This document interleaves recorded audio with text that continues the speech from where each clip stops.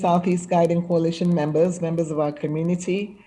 On behalf of the leadership at PPS, we want to welcome you to another evening of discussions centered on creating a feeder pattern for Kellogg Middle School.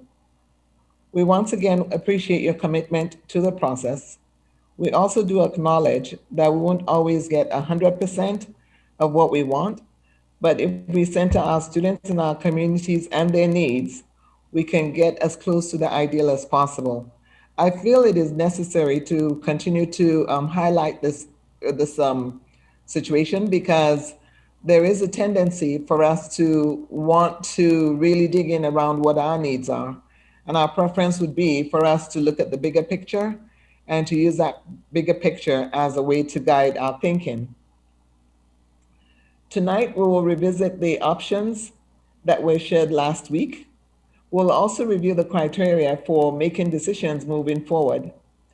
We will, in addition to that, look at our options and hopefully narrow the 6 options to possibly 1 or 2 options tonight.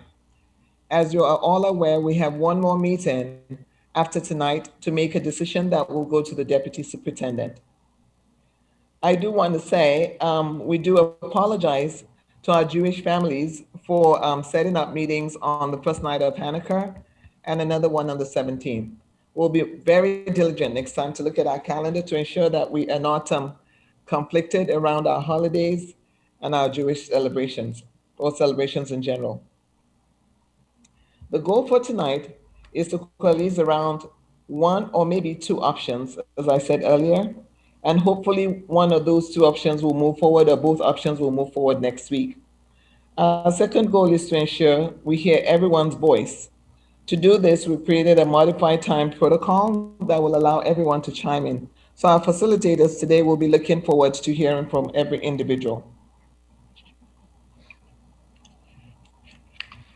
Next slide, please. Next slide.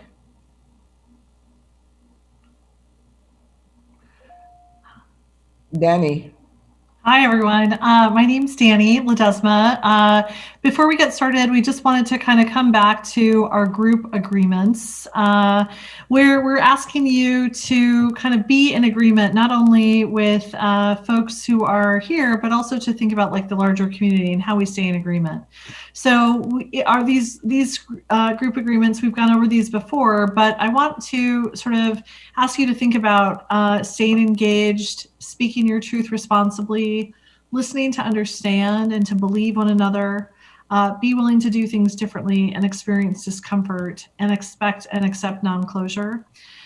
Especially tonight as we try to focus in on getting to more clarity around narrowing down some of the decisions that you'll be making, and with a special focus on racial equity and social justice. I want to encourage every one of us to think about sort of where in the process do you maybe struggle with staying in agreement with one another, and really trying to understand and also be gentle with ourselves and with each other, and just recognizing that we're doing this work, which is incredibly complex, extremely difficult amidst really extraordinary circumstances. So I want to encourage us to continue to roll up our sleeves and work together, and also continue to recognize that how we work together is as important as sort of what we're able to accomplish together. And so I want to just thank you all for your time. Thank you for staying in agreement, and also thank you for the work that you're about to do. So as Esther alluded to, if we go to the next slide, our month of December is very busy. Last week, we talked about a reset and refocus. So we began to really focus in on feeder patterns into Kellogg and what those options look like. Tonight, like I mentioned, we're going to try to think about, continue to narrow and refine the options, but really try to center our work around racial equity and social justice and some of those implications. And then looking forward to December 17th, this is where we want to try to move into some larger group agreements. Think about what finalizing recommendations to the school board and to the deputy superintendent will look like. So if we go to the next slide, we're going to do a little bit of memory lane. If you'll remember, at the end of the meeting last Thursday, which feels like so long ago and still like yesterday, one of the things that we just wanted to kind of point out is that after some relatively short time for discussion, some groups were able to get to start the beginning process of narrowing. So we had the Willamette group, which really was sort of discussing a lot around like process and sort of trying to see sort of, you know, where they'll be in the process. And so we're still really keeping all 6 of the options live. Where we have the Columbia group that got to some consensus around B, sort of C, and sort of F, and of course we're still, you know, anxious to hear what the sort of looks like and sort of how you would continue to refine that. And then the Clackamas group was able to get down to B, D, A, and C as areas of as options that they would consider. So we just wanted to kind of put that up there, just kind of remind folks kind of where we left off as we launch into what will be our agenda for tonight. And so Esther's going to take us through how we're going to get through the evening. Thank you, Danny. Next slide, please. So our meeting objectives and agenda for tonight is we're going to be looking at our racial equity and social justice discussion, viewing through different lenses. We're going to look at 2 articles that Danny already sort of will summarize for us and was sent out to the members of the Guiding Coalition so they could have some idea about what the articles talked about. We'll also review the RESG lens and our staff report to see where those fit as we try to make the decisions that govern the feeder patterns that go into Kellogg Middle School. Our first breakout session will be focusing on these articles and the RESG lens, and then we'll report out. At 7:10, we'll have a 10-minute break. And then at 7:20, we'll review the decisions and the discussions we've had to see if we have some consensus around the different options that we've talked about. At 7:25, we'll go into breakout session 2 and continue our options development and main room report out discussions. At 8:05, again, we'll gather as a group and report out. And at 9 o'clock, we will adjourn the meeting. The plan today is to give you as much time in your breakout sessions and to have your facilitators guide and lead the discussion to ensure that we hear the voices of every single person and that we're able to gather that information and review that information as we work on narrowing the 6 options to maybe 1 or 2 by the end of the evening. That said, I'd like to invite Danny to slide 6. So before we get started, we wanted to kind of come back, and I think one of the challenges, one of the sort of tensions of this process is that these decisions carry so many different implications. As we've talked about this in several meetings before, some of the complexity of the decision making that you're doing is intertwined with so many interdependent factors that are happening in Portland right now, and certainly in Southeast Portland. We're trying to make the best decisions on behalf of students and families at PPS, but we're doing so in the context of a changing city, a city that is contending with gentrification and anti-displacement, a larger racial reckoning, and a global pandemic that has quite a bit of disproportionality in the way that it impacts different communities of color. So as we think about tonight, one of the things that I want to sort of give space to and encourage folks to give space to is that I want us to be able to hold the urgency with which we need to make our decisions and the pace at which we want to try to make those decisions so that we can really inform the opening of Kellogg in a way that is workable for students and for families. And at the same time, I do want to create some space for us to think deeply about how racial equity is impacted and how we can, as a district and as a community of folks who care deeply deeply about each other in our community, how we can make decisions that are going to create opportunities for students of color. So as you know, we've talked about racial equity at PPS, and I wanted to kind of center us on a couple of concepts, just as you start to think about some of the places where there's been dissonance and even some areas where there's tension in our community, particularly the way that we think about racial equity. I'd say that our core value of racial equity and social justice is embedded deeply in our vision. 2.5 years ago, our community adopted a pretty audacious vision that had elements of what our graduate portrait profile would be, of educator essentials and system shifts that we would need to get there. But the bedrock of that vision was a set of values. And I want to read to you the core value of racial equity and social justice that really sort of what I think is a way that kind of bolsters the work that we're doing here tonight. And that core value reads that we believe in the fundamental human right to human dignity, and that generating an equitable world requires an educational system that intentionally disrupts and builds leaders to disrupt systems of oppression. And so what we're asking you to do is to make decisions in a context where we're also asking you to point out where there might be barriers to racial justice, and to try to think with us as thought partners, as thought leaders in our community, about ways that we can remedy this. So as we've talked about before, a lot of our work is grounded in the theory of targeted universalism, which says that we have universal goals. We have big, large, audacious goals for every student, every family in our district. But we recognize that while we have these universal goals, that not everyone is situated the same way in our district. And in fact, there are populations and subpopulations that experience many multidimensional ways in which they experience barriers and oppression in our district. And so what we are endeavoring to do is to make sure that as we try to approach ways to reach our universal goals, that we are targeted and that we are exact in the way that we do that, and that we recognize how folks are differently situated.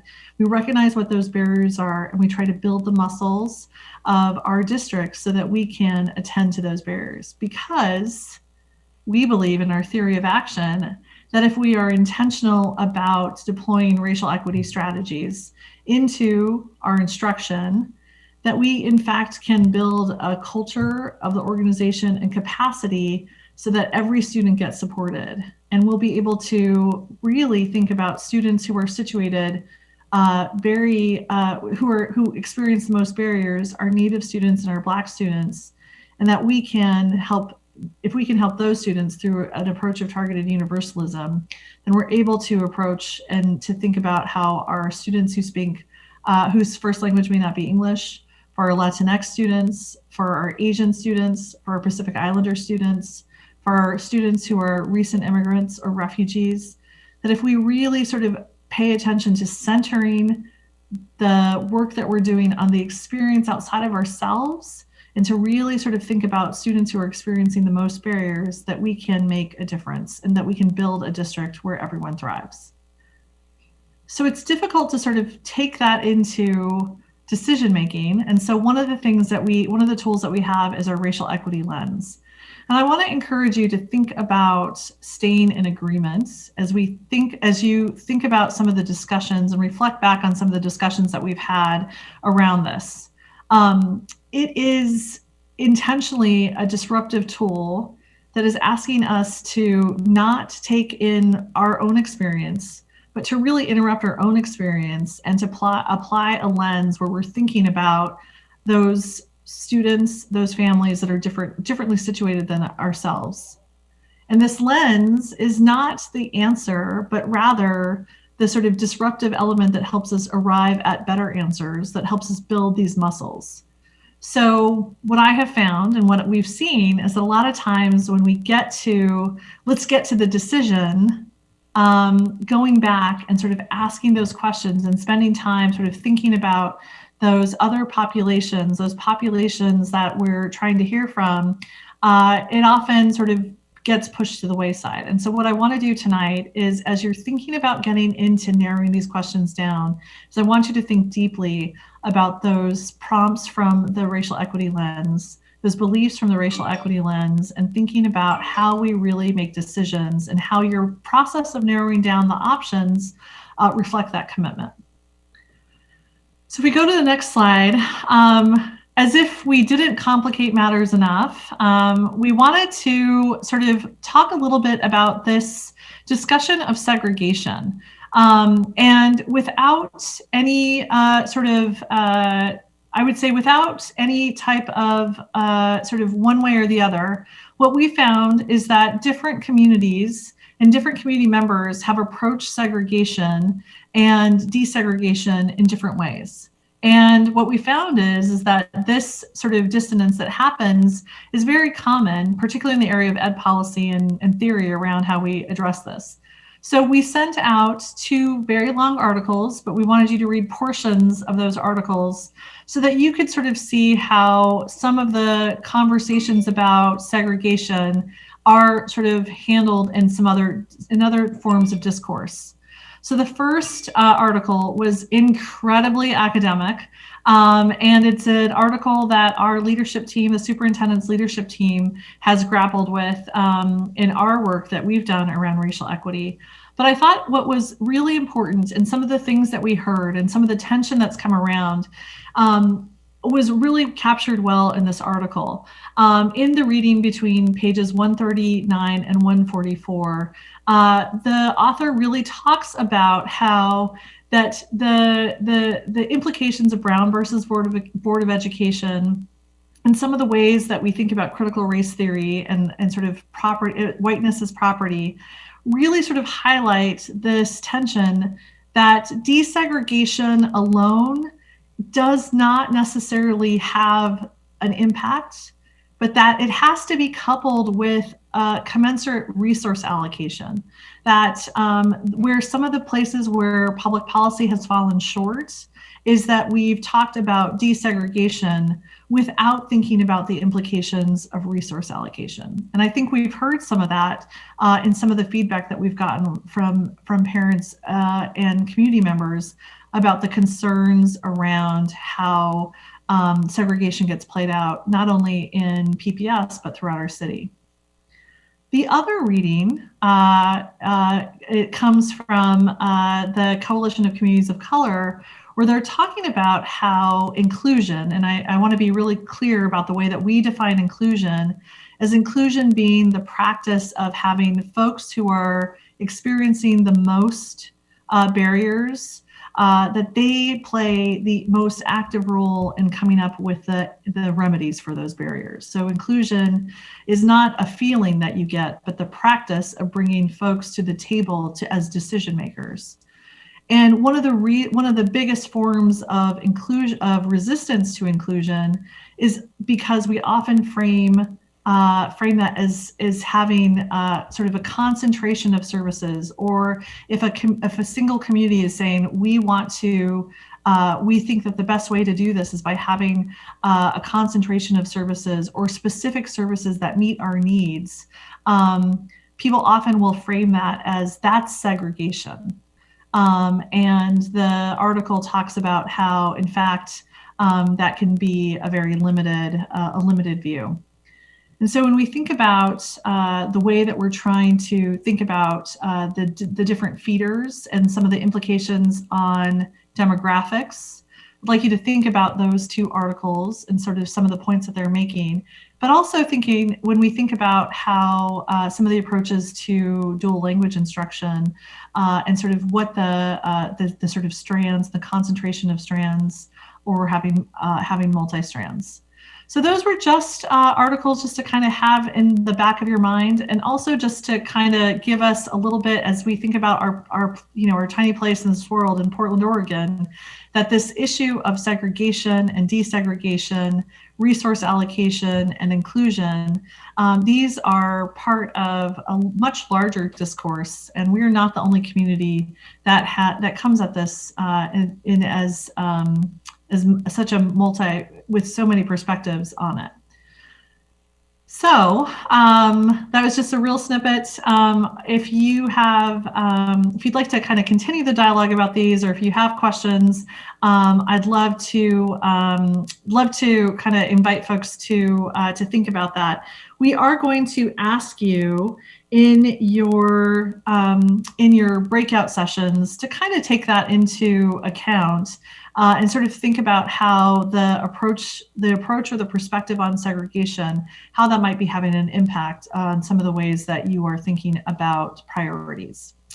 But before we do that, what we want to do now is that we want to take a poll. So during our office hours, we started to hear some questions about how we can start to maybe decouple some of the immediate feeder pattern questions and sort of think about how we can ask some larger questions related to Kellogg that might help your breakout group get to some more consensus around ways that we can continue to narrow down what scenarios are best. So what we're going to do on the next slide is ask you some poll questions. And as I understand it, Magical Nathan is going to help us take the poll. We've done this before, and so I think what's going to happen is that he'll post a poll as we do each question, and we'll go from there. So the first poll question is: we'd like you to, not the fist to 5. I think it's the other poll, Nathan. It's sorry about that. So you'll see another prompt with a different poll question. But as you think about what you've learned so far through this process, there we go. As you think about what we've learned so far from this process, which DLI or dual language instruction program would you prefer to see at Kellogg? And so we wanted Spanish DLI only, Chinese DLI only, both Spanish and DLI, or Spanish nor Chinese DLI, or E, no preference. So if you can take a moment, answer for yourself individually, but also we're asking you to think about all of the different experiences, what you've learned from community input, from your discussions, from the lens, from the readings, from your experience as parents, from your experiences as leaders. Go ahead and answer that question. And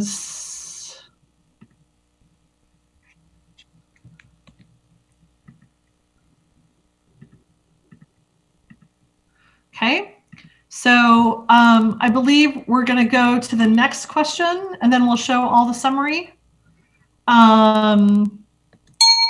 So the next slide is the next poll question. Based on your answer to the previous question, what do you think would be the way to bring that program to Kellogg, either in phase 1 or over time? So answer A is make Kellogg the only middle school in Southeast offering this DLI language program. B, have multiple middle school locations for this program, one of which would be Kellogg. Or C, no preference. So Annie, can we just clarify based on some stuff I'm seeing in the chat? Like, we're not actually, this is just like a pulse check, right? This is not a. This is a pulse check. Thank you, Andy. Sorry about that. I didn't see the chat. So this is, you are correct, Andy. This is a pulse check.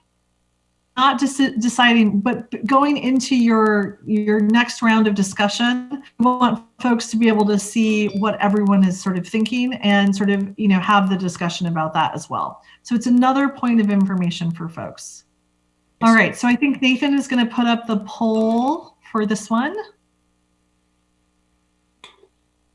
Magical. So if you can go ahead and answer that, we'll give you a couple moments there.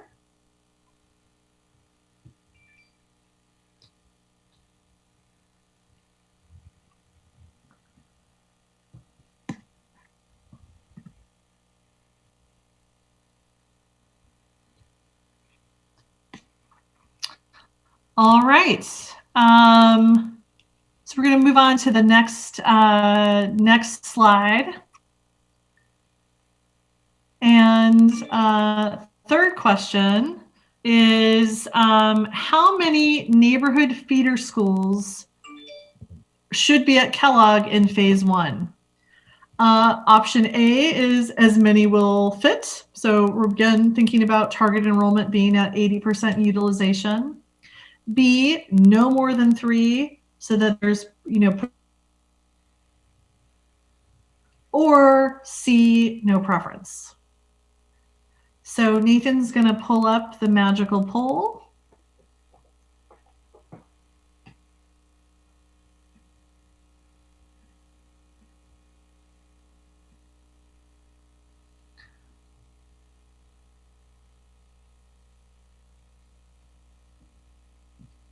Give you a couple moments to answer that.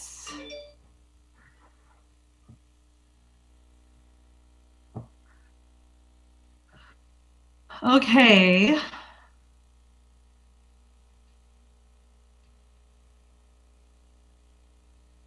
So we're going to go into the next question.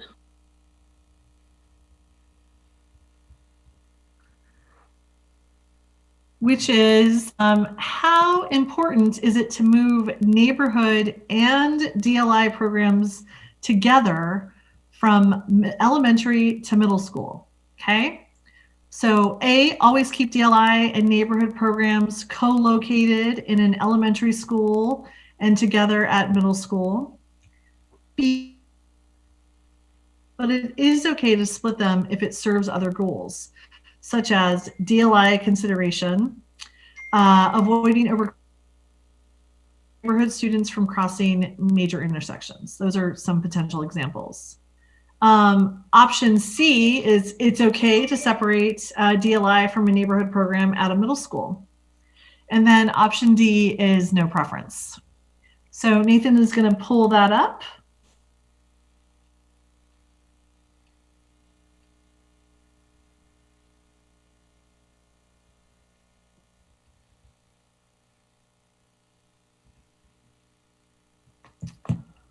Okay, give you a couple moments.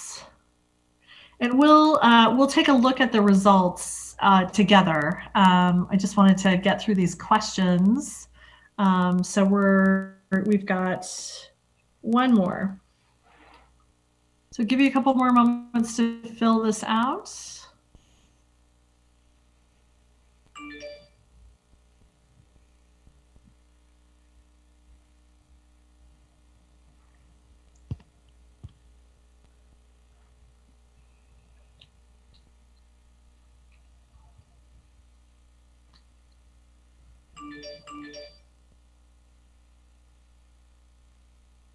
Okay, let's go ahead and go to our next question, which is question number 5 on the next slide. Number 5 is, how important is it to have all Kellogg neighborhood feeder schools and DLI programs continue together into one high school? So is all Kellogg neighborhood and DLI students should go to Franklin? B, keep as many Kellogg students together at Franklin as possible, but it is okay to split some if it serves other goals. So for example, avoiding overcrowding, preventing neighborhood students from crossing major intersections, or option C, which is no preference. So Nathan's going to put that poll up there. We'll give you a couple of moments. And then we're going to look at the results.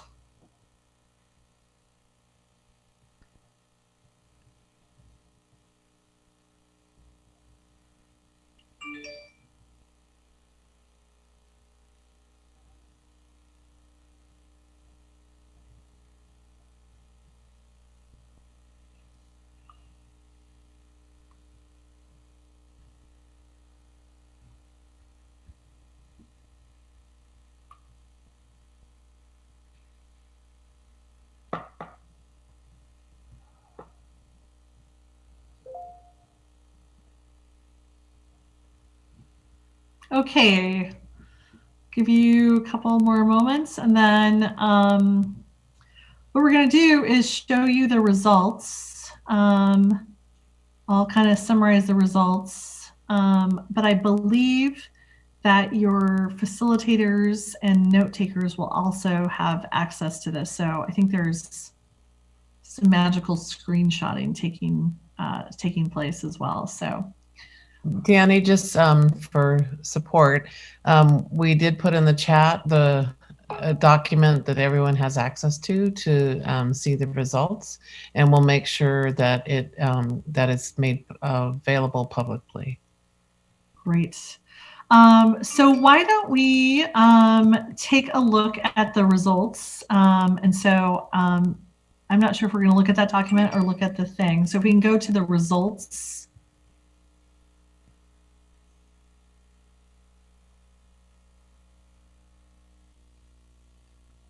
Are we going to have people basically talk about why they choose that one? Because there's no discussion. That's really pointless doing this. In your small groups is where you'll have that discussion, and then when we report out, we'll take all of these in there. So so this first question is look at the so the first question is, given what you've learned so far, what kind of DLI program would you prefer to see at Kellogg? So 62% of respondents said Spanish DLI. We had 0 say Chinese DLI. We had 13% say both Spanish and Chinese. And 3% said neither Spanish nor Chinese. And no preference was 23%. Okay, so as we go to the next question, the timing of Kellogg is based on the answer to DLI. What do you think would be the best way to bring that program to Kellogg? Phase 1 or over time? So the first one is answer A. We had 46% of respondents say make Kellogg the only middle school in Southeast offering a DLI language program. 43%, so this one was much more evenly split, have multiple middle school locations for this program, one of which would be Kellogg. And then we had 11% without a preference. So as we think about the next question, split feeders, how important is it to move the neighborhood and DLI programs together from elementary to middle? And so we had 14% say it's always important. We had 51% say do it when it's possible, but there's also an okay if there are some other goals being reached. And then we had 35% say that it's okay to separate them from neighborhood at a middle school, from a neighborhood program at a middle school. And then it looks like for no preference, people had opinions on that one. So then the next question is split feeders to high school. And so this one is how important all and DLI programs continue together into one high school. And this one was not as evenly split, but most folks, so 41% said all of the Kellogg neighborhood and DLI students should go to Franklin. The larger amount of folks at 50,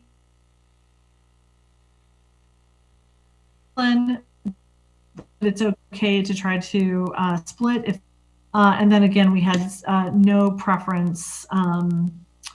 We had the 0% for no preference.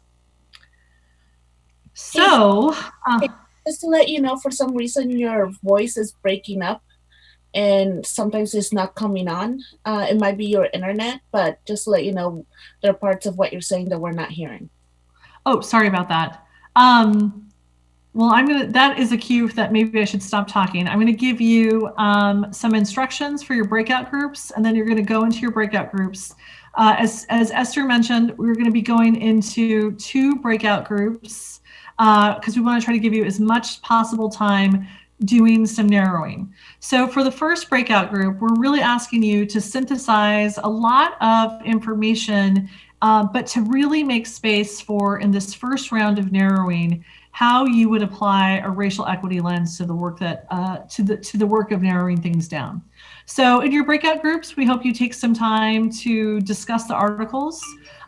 We hope that you can think about the implications around segregation or desegregation and sort of like what those opinions are for each of those scenarios.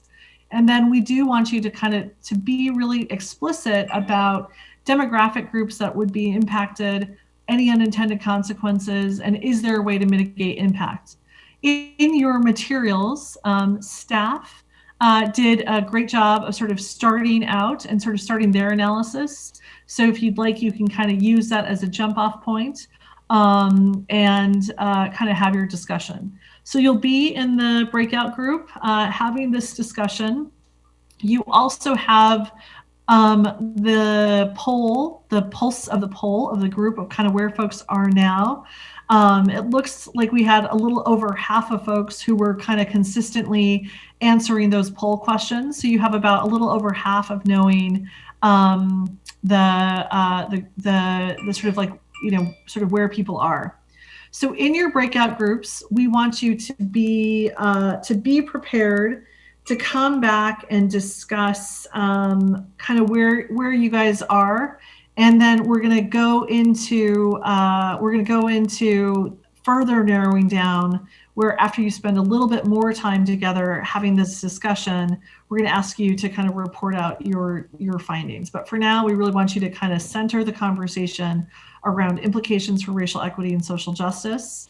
You'll have, not only will you have your note takers and your awesome facilitators, but you'll also have staff from Flow Analytics who are available to support with data, and we can try to have this conversation. So we'll be in breakout groups. Annie, before we go there, one decision that was made was that we're going to have each breakout group do 2 of the options, and then they can share that with the whole group. So the Clackamas group will be doing option A and B. The Columbia group will be doing C and D, and the Willamette group will be doing E and F. And if someone would put that in the chat, that would be helpful.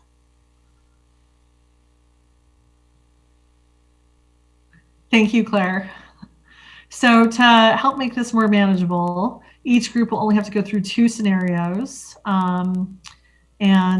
hopefully that will result in some really rich and robust discussion. And again, I want to be clear that we're trying to make space, but we're also sort of trying to meet our sense of needing to try to get to some more consensus around fewer options as well. So I believe Nathan's going to send us all into groups, and looking forward to the discussion when we come back.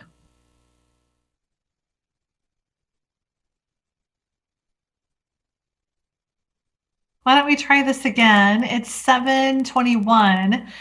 So why don't we go ahead and start the report out? So why don't we have someone from the Clackamas group who had sort of options A and B. If you wouldn't mind just telling us a little bit about the discussion, and if you could, maybe give us some insight into how your group really kind of contended with all of the different information and sort of using the equity lens. So do we have a volunteer from the Clackamas group? I was a volunteer.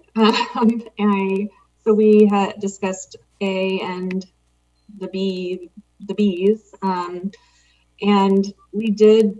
So one thing that we talked about was that there's been discussion among the coalition members this week around how deciding that Creston would feed to Kellogg in phase 1 would sort of eliminate a lot of other options for schools that feed to Franklin High School. If we decided that Creston feeds to Franklin High School via Kellogg. So we thought that we should eliminate Creston as a Kellogg feeder in phase 1. Then we also discussed how with the opening of a new building, there historically has been increased enrollment where, among families that might not have chosen their neighborhood school previously. So we thought that we should not over enroll Kellogg, and actually 70% might be a good target for phase 1 at least. And eliminating Creston from options A, B3, as well as C actually, all resulted in the same 70% enrollment for Jed's reporting to us. So we thought all of those were viable options. Great. Thank you, Marisa. So when you were talking about the use and the application of the lens and sort of talking about some of the implications for RESJ, what was, would you mind sharing, like, in your opinion, what was a place where it was easy to see racial equity implications, and where was it maybe a little bit where you had to dig a little bit deeper in your conversation? Well, we talked about the implications of eliminating the option for Harrison Park to feed to Franklin High School, because that's what a lot of the families of color at Harrison Park have expressed an interest in, and that having Creston at Franklin may eliminate the possibility of there being space for Harrison Park to feed there. Does anyone want to share anything else that came up as far as that goes?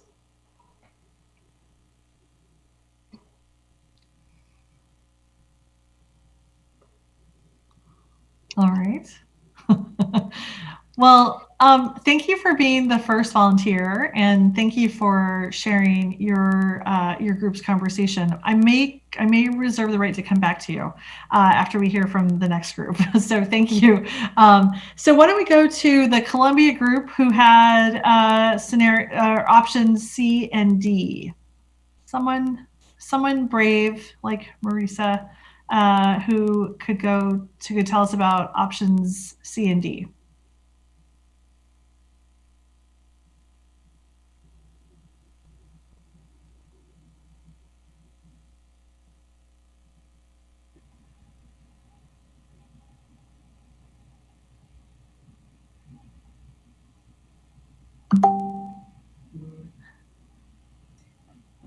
I'll get us started, and hopefully a brave soul will find themselves in the discussion. But I know our group was chewing on both option C and D, and as a result, might have identified that option D was a little less ideal. But I think that there are a number of implications, especially as it relates to the single strand at DLI, specifically at Kellogg, and implications, right, for what these kinds of shifts may look like for phase 2. But yeah, I think that there's a good discussion around what's needed given our K-8 structure, and how some of the option C might be really addressing long overdue goals. But I'll leave it up to some other folks to correct me or add in. This is Sandra speaking. Hopefully you guys can hear me without too much breakup. I'm having some connection issues, so I'll do my best. If I am breaking up, just give me a thumbs down. I had brought up the point that I'm feeling a little bit frustrated by the constant centering of DLI and focus programs in our discussions, when we also have our K-8s to consider, given that our original goals back when this process started several years back were to balance enrollment in a lot of different ways, not just socioeconomic ways, not just racial ways, but also overcrowding and undercrowding, lack of resources. And at that time, we identified several K-8s that were really faltering in their middle school programs. So essentially, it's been established that when a K-8 program does well, they do really well. But when a K-8 program doesn't do well, they do very poorly. And what we've historically seen anecdotally is that the best off parents in those middle school programs at a K-8 tend to jump ship. They send their kids to focus schools, they send their kids to private schools, they put their kids in homeschool programs, and they leave behind the people with the least resources in underfunded programs. And together, these K-8, these 6 to 8 strands from our K-8s can be very strong. But if we leave them separate, they will be absolutely lacking the resources that we have been promised were coming basically for the last decade. And I think that we really do need to change our lens to the extent that we are looking at these neighborhood programs as an integral part of this process. Thanks, Sandra. I think I appreciate what you said about sort of thinking about the neighborhood process, and I wonder if there's some room and for the whole group to think about, like, well, then how does the neighborhood process and the neighborhood program, how is that racialized, and how is our analysis of that work also racialized? I think we are asking folks to specifically center in on a racial analysis because that's really one of our foundational core values, is wanting to achieve more balance for racial equity. And so I want to I appreciate you for really bringing to the light some sort of frustrations and wanting to sort of like come to balance. And I want to also encourage us all to kind of keep centering on race. It's the thing that is the most difficult for our community in Portland. It's the thing that's the most difficult for our nation. And so I want to kind of keep having us hold that, experiencing that discomfort, and also sort of like living and leaning into sort of like the tension and sort of like what are some positive ways that we can kind of resolve and sort of move towards more racial justice. Let's move to the next group, which is Willamette. And Willamette, if you could report to us maybe some highlights of your conversation and implications for racial equity in options D and F.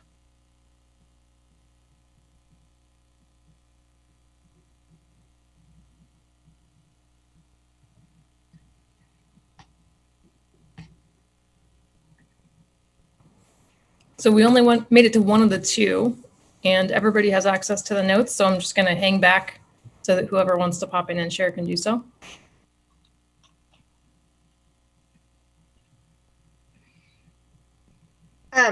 I'll just start. I don't have the notes pulled up, so someone else should please jump in. But we mostly talked about E, and we talked about with the updates that came out today to make sure we were clear on what was being proposed in E, and how that with Chinese and Spanish DLI in Kellogg, which is a central location, that it would be accessible for our communities of color who are enrolled in those programs. And then we also talked about the enrollment, and as on the flip side is of more limiting access to more of our current K-8 students, particularly in underserved populations that maybe then would not be able to get into Kellogg in option E. And also we talked about the issues of committing Creston to Kellogg, possibly limiting in phase 1, possibly limiting options for ensuring access to Franklin for underserved populations in phase 2. Great. Since you volunteered, Beth, since you're brave, I'm wondering, were there places where sort of like the discussion where it was more difficult to find racial implications, or was it pretty clear? Like, tell us a little bit about the discussion that you guys had. Were there some tensions? Were you able to sort of get to this focus on racial equity? Remuted. I think that, well, I want to thank Kristen for consistently bringing that question back to us. And when we're thinking about, okay, so if we're talking about how Kellogg is, or how Creston is assigned, what are the racial equity impacts on that, which really got us thinking about what are the what are the populations that we would then be limiting access to Franklin. So, and when we're looking at who's in our current K-8 programs, the students that we're talking about. So I would love someone else to jump in if there's more. Well, I think that's a great, I think that's actually a great segue. Thank you for letting me sort of catch you while you were, after you volunteered. I think if we could— Can I add something? Of course. Yeah, I think we'll also talk about if we, really looking at each community and what they want. And Sandra, I agree with you. I mean, not just wanted the conversation to be about DOI. To be honest, I feel like a lot of times the changes are proposed are not really good for the DOI, so we'd rather not to change than, going through those changes. But if we wanted to really center people of color, or, each community, we should really ask what each community needs and what works well for them, not just what we think will work for them, and which means that you have to really listen to each community, what they really need. So, and I can speak of the Chinese community in Woodstock, and we prefer to go to Hosford. I know the idea is throwing around to put in here and there, and I do understand there's also one strand in Harrison Park, which we haven't really heard much from the native speakers. So, but if you ask the 100 the Chinese families in Woodstock, and will tell you that we prefer to go to Hosford. Now, if the idea, like we have to move out of the Hosford, which I don't understand why, I guess, then we would prefer a central location. I think that this proposal for option E is the central location for all DOIs if things have to change.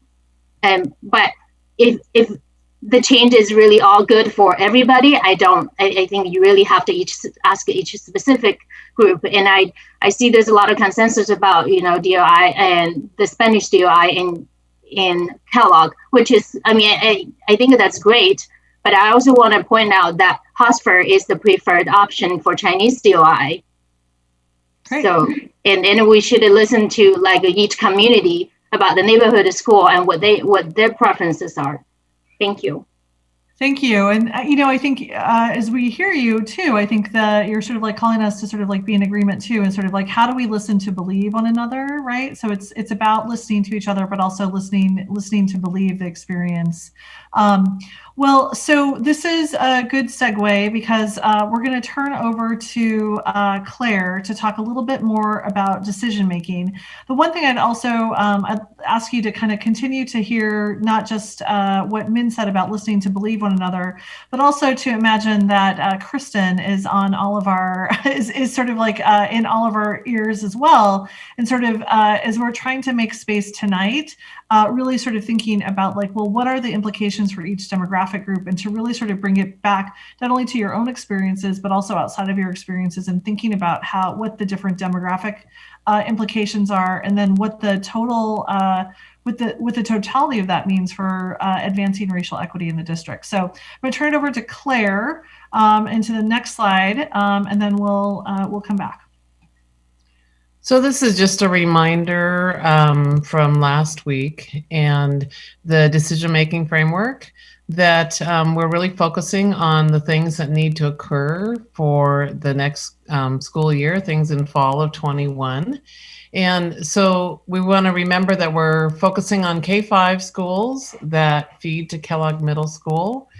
And we are not moving K-5 elementary school students. We're not doing boundary changes at this point. And we are also wanting to limit the, based on your feedback, we've reduced the recommended size of Kellogg for phase 1 to 640 students, or 80%, on guidance about programs moving and holding on guidance about programs moving together. And so we're really wanting to give you that flexibility to allow those longer term changes for DLI placement that can be made in phase 2.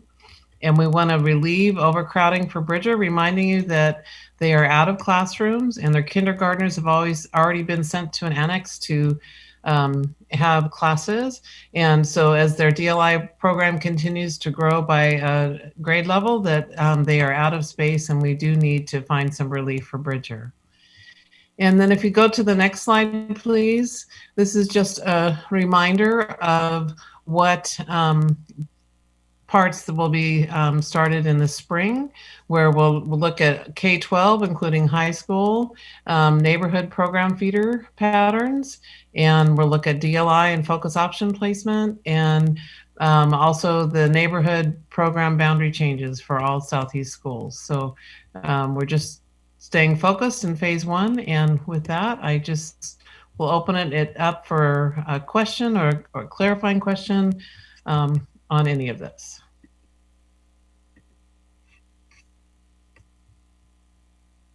Okay, and if you don't have them now, that's fine, and we'll make sure that in your breakout rooms that you are able to get your questions answered. And with that, I'm going to turn it over to Jed, who's going to talk about our options guide. Thank you, Claire. So I know that folks were at least able to dig into this a little bit in our last breakout group, but I wanted to run through this really quickly for folks that maybe haven't had a chance yet to take a look at this document as it can help you through the next breakout session here. So this week we focused on creating a single document that includes data and analysis to support where we're at with consensus building in this process. The document includes the feeder pattern graphics, both for the phase 2 concept and for what it could look like as a phase 1 recommendation for the 2021 school year. So those are the side-by-sides. It also includes an impact analysis that looks at both the near-term and longer-term impacts of each option, like which schools are converted from K-8 to K-5, where DLI programs are placed, potential split feeders between neighborhood and DLI programs, and which Kellogg feeders are assigned to their closest middle school.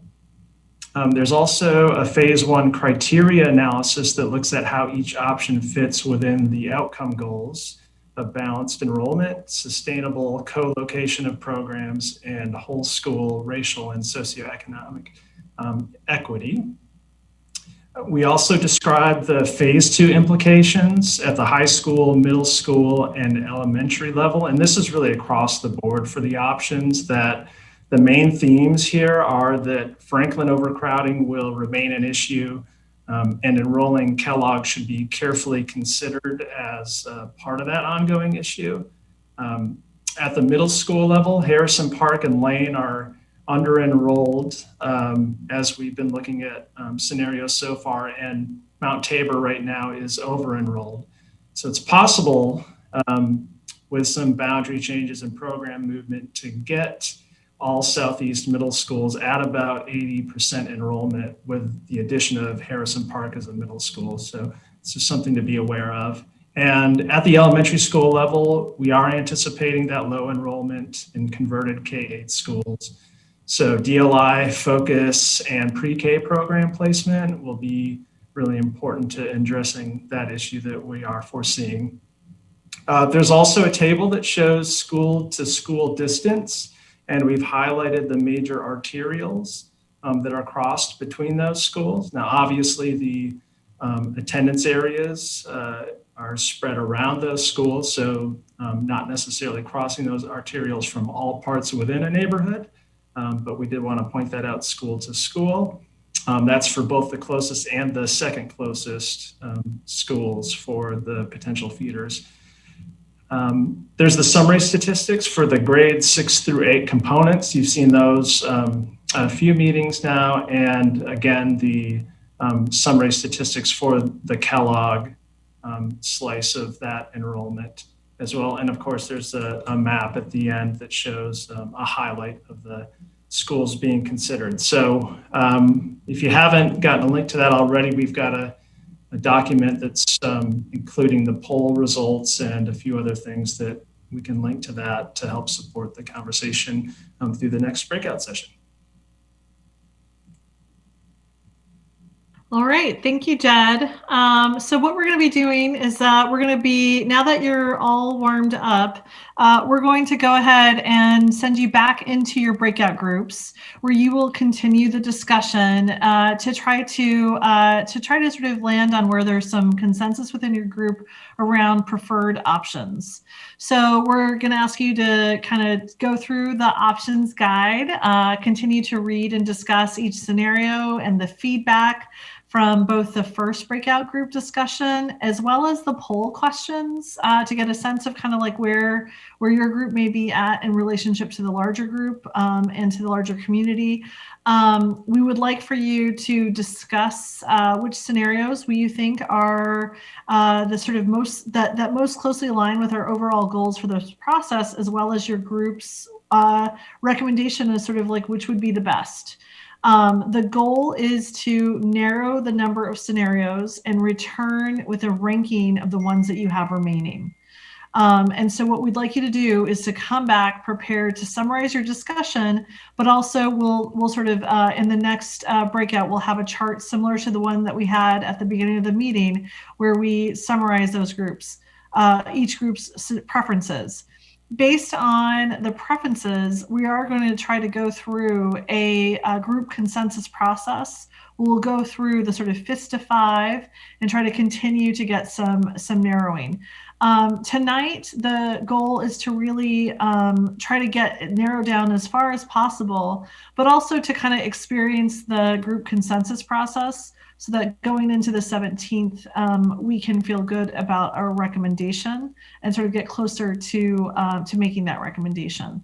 So now is the time to drink your water and get into your groups, and we will see you soon. There won't be another break, so we'll come back into the group discussion. And then Claire and I will also kind of pop into the different groups so that we can make sure that we're getting a sense of the discussion and where you all are. So, all right. Nathan, take us away. Have everyone back. Welcome back. You're probably all exhausted, but we've got 2 more things that we're going to do to try to accomplish tonight. So the first thing that we want to do is we want to ask each of the facilitators just to kind of report out with the ranking. We'll take a look at this ranking and then we'll do the consensus making process with as many of the scenarios as the options that we have time for. And then that'll take us into closing. So I'm going to start with the Clackamas room. Elisa, if you could tell us the ranking, and we'll type that into the chart so that everyone can see of those options. What was the highest ranked, second highest, et cetera, et cetera? I'm still doing some math. We really spent a lot of time talking about option C with a couple modifications. Okay. We're looking at Arleta, Marysville, going there as it says in the map, Lent, and then the Bridger DLI and the Atkinson DLI going there. And then we kind of got further down the road with Bridger neighborhood going to Harrison Park and some ideas, some further ideas. But that's, I think, where we'll start, is that we had some good consensus around a version of C. And then it looks like B, A and B were sort of our numbers wise would be our second. They're evenly ranked right now. Okay, I like that. So C, B, and A, and I believe Jed is going to get that up on the thing for us. Okay, so let's go to the Columbia group. Shanice, could you tell us where you landed in terms of ranking? I'm actually going to pass this on over to Andy to talk a little bit about our ranks for the group. Yep. Well, I don't have to say much because it sounded very similar to the discussion that the previous group had. Yes, C with some modifications was number 1. Some of the similar modifications that were just described. We had F as number 2 and A and B as number 3. The others we kind of ruled out as viable in our minds for various reasons. Great. Thank you, Andy. All right, Willamette. Kristen, where did the Willamette group land in terms of ranking? Same as Clackamas for number 1 and number 2. And then I think Stephen has the numbers in front of him and is going to jump in for number 3. Yeah, so for option, let's see if we get this right. We definitely had for option C, it was that had the most number 1 votes. For the most number 2 votes, actually, we had letter A, I believe. Is Logan? I know Logan's an expert in our group. Are you seeing those the same way as I am? Yeah, I would say that it's C, A, B, but A and B were close. Yeah, I would say it's C, A, B. Great. All right. Well, it looks like we've got some pretty strong contenders for some continued focus. What I'd like to do now is to kind of take us through the Fist of 5 exercise, and I'm going to propose that we focus in on C, A, and B, and if time, we can get to F.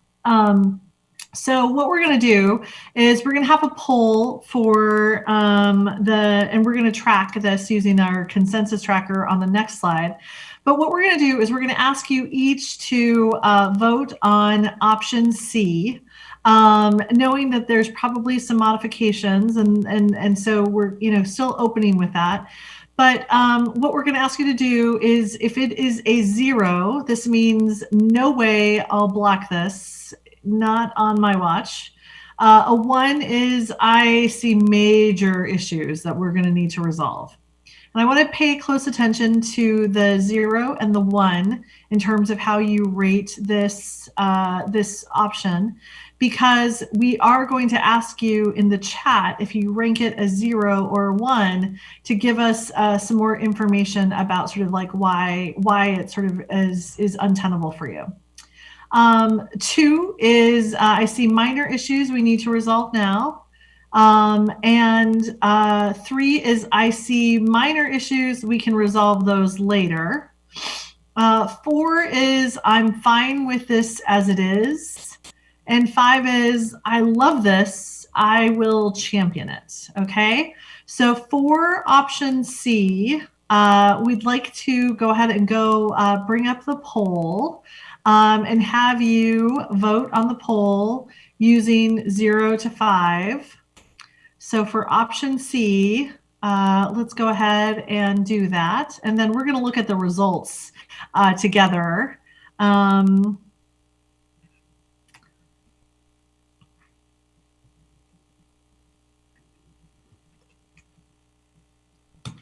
Give folks a couple minutes to consider that. Again, if option C is a no way or I see major issues, after you vote, if you could also in the chat type in, sort of give us a little more detail about sort of like why it is so problematic. Again, only if you're doing a 0 or a 1. Okay, give folks a couple more moments. Option C, 5, I will champion it. 0, no way, and comment in the chat. Okay. I am not seeing any comments in the chat. Let's see if that follows with what I think we might see on the poll. Nathan, do we have over 60% of folks who are voting? And when we do, why don't you just go ahead and show us the results? We have about 54% so far. Okay, want to encourage folks, get that in. A couple more folks, if you don't mind voting.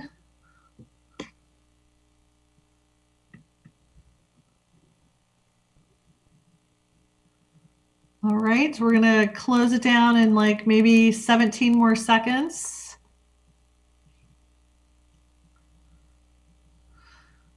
All right, Nathan, can you show us that?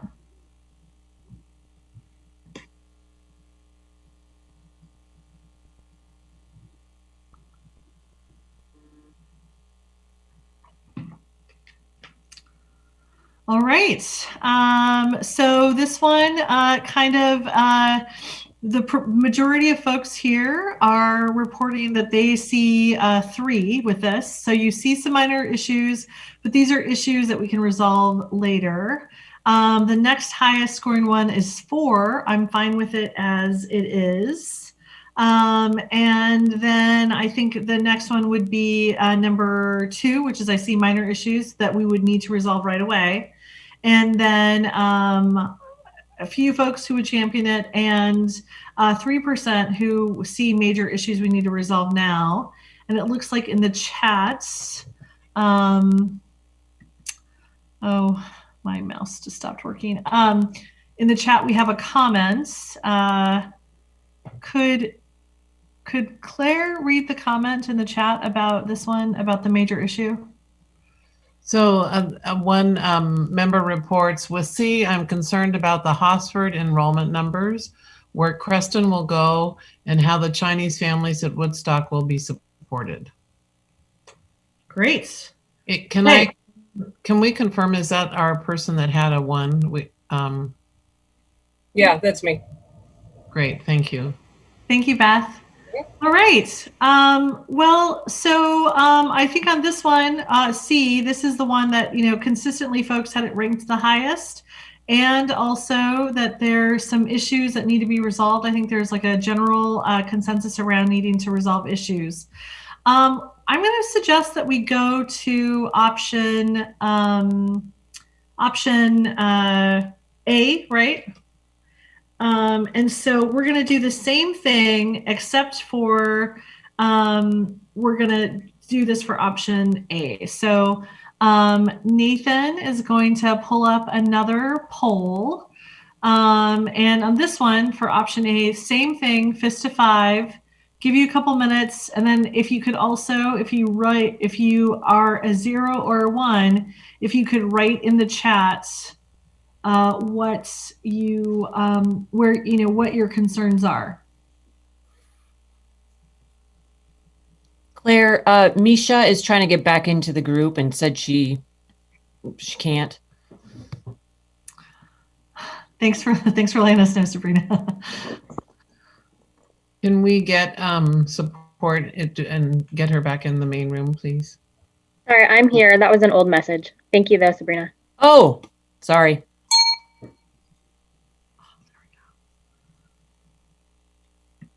There's a question in the chat about if we're on option A now.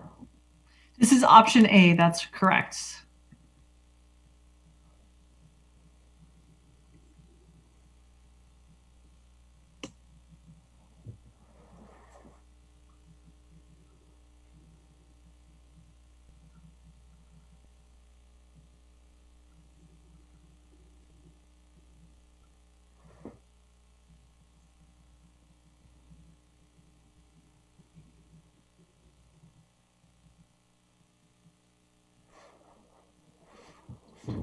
Okay, Nathan, where are we in terms of the percentage of folks? It seems like this one has way more comments. We are about 90%. All right.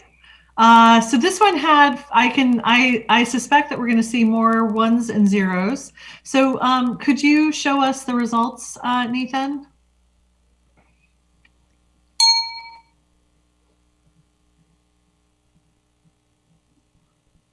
Okay, so this one, we definitely had less consensus around this. We definitely have pretty consistent sort of 20 to 30% around 1, 2s, and 3s. So we only had a very small percentage that love it. So only 3%. 9% said they were fine with it as it is. And I just want to compare that with the 24% for C that thought it was, needed some work. For option 3, minor issues, 29%.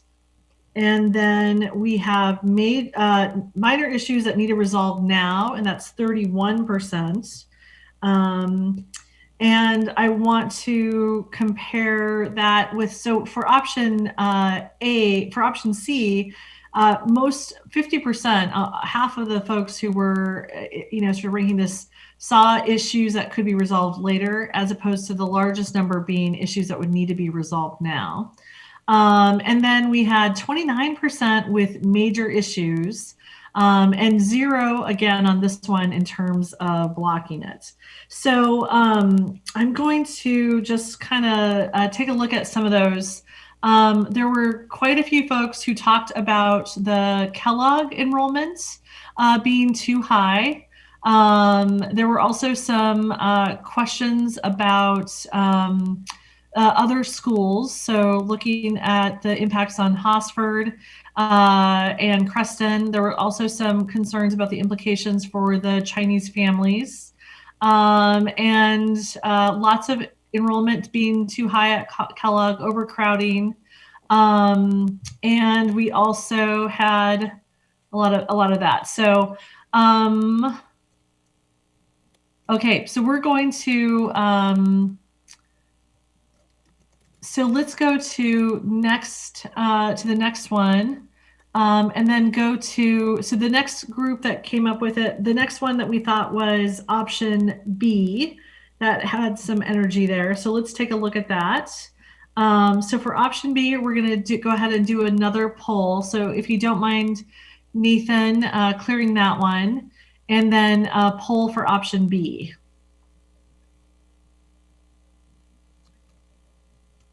Could I get some clarification? Because when we're looking at the numbers on the statistics, there's B1, B2, B3. Is that all the same? I'm sorry, I don't see, which statistics are you looking at? Table 6, Summary and Statistics, page 11 of the document that was sent out. Oh, okay. In the document, you're saying, what's your question? It's in regards to enrollment data, because there's option B1, option B2, and option B3, which I've never quite understood. Judd, do you have, can you provide some clarification for Andrew? Yeah, there are a few different ways that Spanish DLI does end up at Kellogg in that scenario, though, and they typically are going to involve some kind of co-location at either Kellogg or Atkinson. So I think that's the overarching theme, would be is co-location at the K5 level versus whole school that you see in some of the other options. But that was not made clear at all. I thought that was not made clear. Yeah, and so when we're voting, are we saying for all Spanish immersion to be at Kellogg, or for only Bridgers and Lentz, or only Lentz? It's because those are in the 3 different options. Yeah, this is a tough one because of that, because there's a few different options on the table here. So maybe it's the preferred one that your group talked about for option B there, because I'm assuming that there was one of those that was talked about as you ended up with your ranking.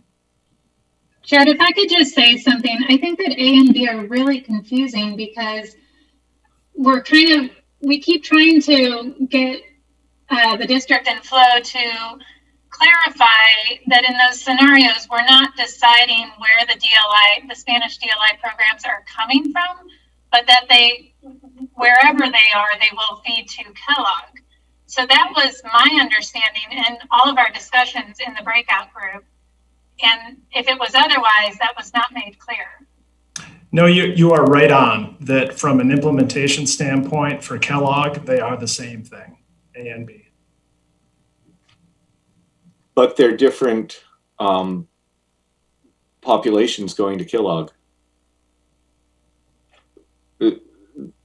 That impacts my decision right now. Is I need to know what the enrollment number would be for the option B that we're discussing. I think so given the confusion, I think what you should do is, if you wouldn't mind, go ahead and voting on the option that you prefer the most.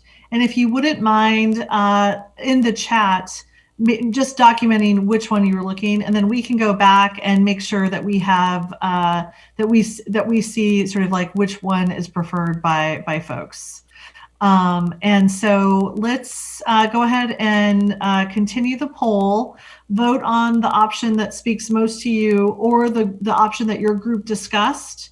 And in the chat, if you could go ahead and let us know which one you're talking about. And then for next week, when we're back together, we can kind of compile some of that information for you.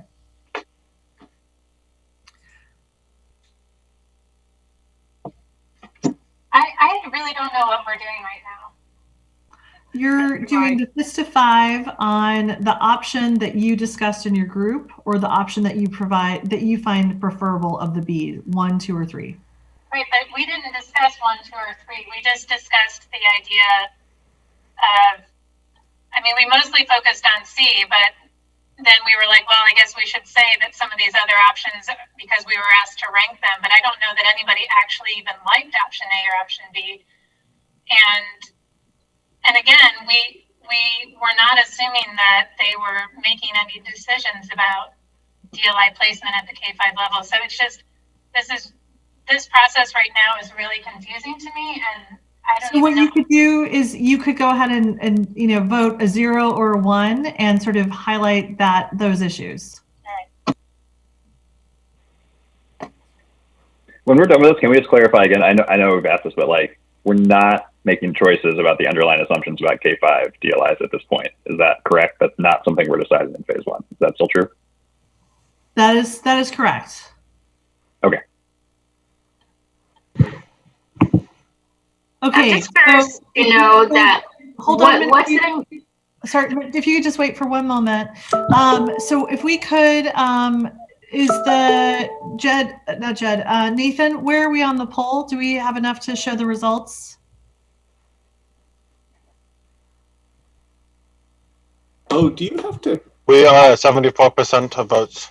Okay, go ahead and show us the results. I'm sorry, Min. Go ahead. And what were you going to say, Min? I think it's very frustrating. We're voting again, just like we're voting which one going to. I know this is not going to the final, but right. There are so many issues. So what's the implication for Harrison Park? I mean, without really talking about this, I don't really get it. We're voting. So, okay, next time we're basically going to discuss what has the highest ranking. And then a lot of options are already limited, basically. So I don't really get this. If you could, thank you for letting me clarify. So I think what we're trying to do here is we're just using this consensus building process right here. I don't want you to think about this as votes, but what we're trying to do is surface issues that are remaining as folks are starting to narrow down each of these options. So next week, you're going to spend most of your time sort of taking this information, looking at the whole group and using that to continue to narrow down.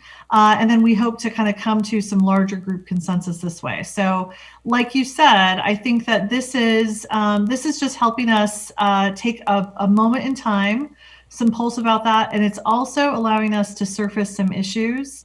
And then what we can do in between now and next week is start to compile, like we've done in the past, sort of like where there are some implications. So in addition to talking about Harrison Park, it sounds like we also need to have some conversations about implications for high school and some of the issues that came up in that original poll.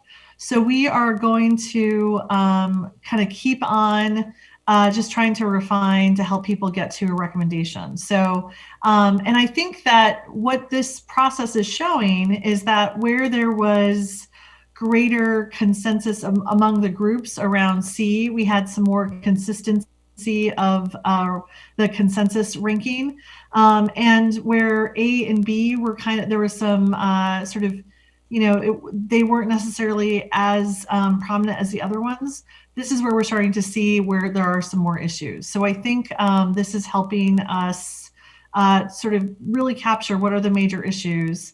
Next week, I think there's still an opportunity to continue to refine, to get to some more detail about the next pieces. So this week right here, and this poll, as we look at this, I think the results of the poll kind of confirm where your group's discussion were. So if you'll notice, the majority of folks had major issues. So that was 37%. That was the highest number, with 37%. And we even had, for the first time, someone who said no in terms of the ranking. And most people were on that 1, 2, 3 as opposed to 2, 3, 4 that we saw in the other ones. So this is a good piece of information. I think we wanted you to experience going through this consensus building process so that you could see sort of issues that people are bringing up. And it gives us a chance to kind of continue to provide data and information for the next meeting, where we will be focusing deeply on continuing to narrow down. So what I see consensus is here, mostly white parents. And for Chinese group, I'm the only representative. And for that, I don't see a whole lot of consensus on really like thinking about what the Chinese community needs. Because what I'm hearing is, oh, Kristen's going to go to Hosford, so Chinese program needs to move out. So what I hear is what Chinese people can do for other communities. And even though I know we have another Chinese DOI, but they don't have representative here. So, and also the two groups are having very different, let's say, sort of different needs. So we're not standing together yet, but just based on that, I just feel like this consensus building is excluding basically the Chinese community here. So thank you for saying that, Min, and I really want to commend you for speaking your truth and for, sort of encouraging us to stay in agreement. I think that what you bring up is part of the work that we're trying to do, is to try to figure out how do we balance for specific communities, like you mentioned, the Chinese community, while also trying to think about like what works for the larger spread of schools.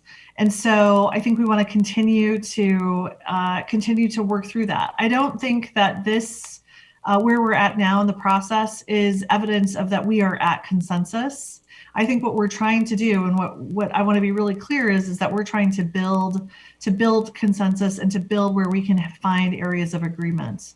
And so I want to go back to a lot of what Esther said at the beginning is that we know that there are going to be trade-offs, and we know that there are going to be impacts, but we are, trying to stay in agreement and work to find the greatest amount of agreement for different populations.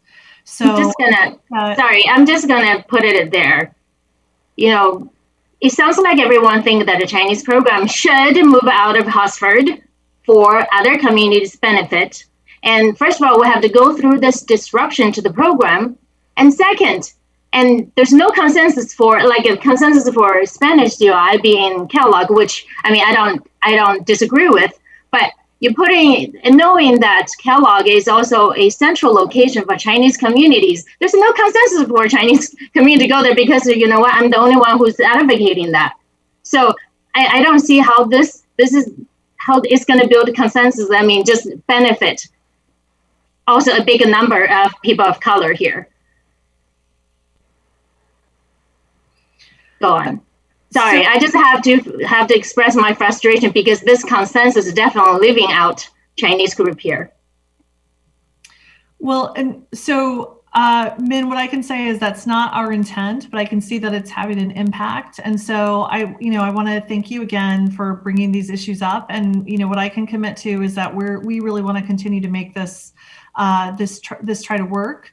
And so I think there's some opportunity for us between now and the next meeting to try to continue to learn and improve on the process so that we can all reach our goals. So I really want to commend you for speaking out. And I want to turn it over to Esther, who's going to talk a little bit about next steps. Again, this is an opportunity for us to kind of take stock of where we are.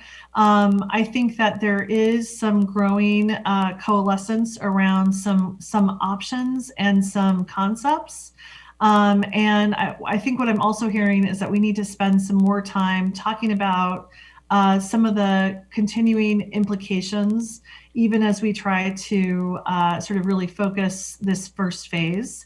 And so we can talk about sort of like what that looks like at the next meeting. And I want to go ahead and turn it over to Esther to go ahead and close us out. I want to thank everyone here for all your time and for your effort and for the really making space for a conversation about the implications around racial equity, and for just the continued work to grapple with these very complex interlocking issues, and really sort of staying in agreement with each other and staying with the process.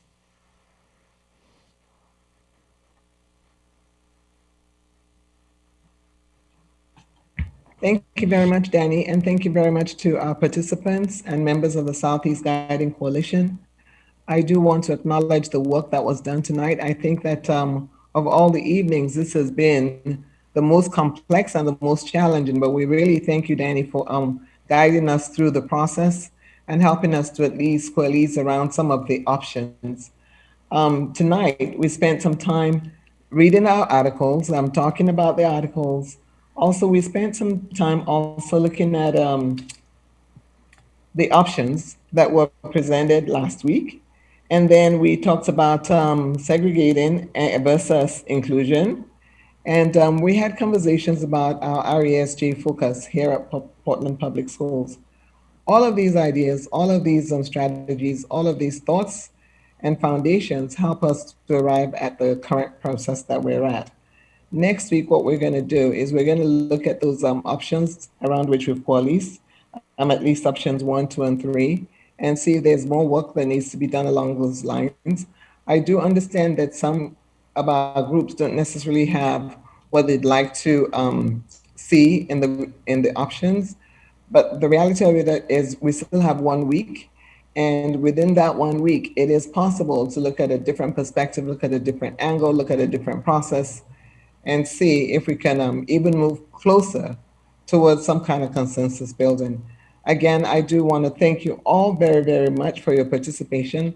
I do want to remind you to please complete the feedback form, to keep the emails coming, to complete the Discord information that Megan is going to be collecting, and to at least give us the information that you have so that in preparation for next week, we will have your voice represented in the plan. Thank you again, and for being here. Thank you again for continuing to review our materials, and thank you again for being committed to this process. It is a very, very challenging process, but I think we're so much closer now than we were a couple of weeks ago. Have a great night, and we will see you next week.